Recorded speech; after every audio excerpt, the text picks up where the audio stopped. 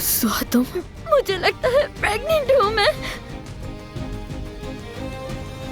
नवीन आपा, सुहा आपसे कुछ बात करना चाहती है। अम्मी, प्रेग्नेंट हूँ मैं।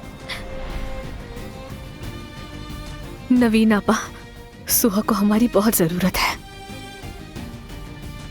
मेरा सब कुछ। तुम्हारी बेटी प्रेग्नेंट है और तुम्हारे घर वाले तुमसे ये बात छुपा रहे हैं। चलो बता भी तो, क्या बात है? सुहा प्रेग्नेंट है। मजबूती से पकड़ो। हमने खून बहा दे दिया, माफी भी मांग ली, इसके अलावा और क्या चाहिए तुम्हें? मैं खून का बदला खून चाहती हूँ। खाली करवाओ ये जगह। अब देखो आगे क्या होता है। पहले मेरे 20 आदमी तुम्हारे घर में दाखिल होंगे। तुम्हें हमसे क्या चाहिए? जो चाहिए सब कुछ दूंगा, लेकिन ये मत करो। पहले हम तुम्हारी बेटी को उसके कमरे से निकालेंगे।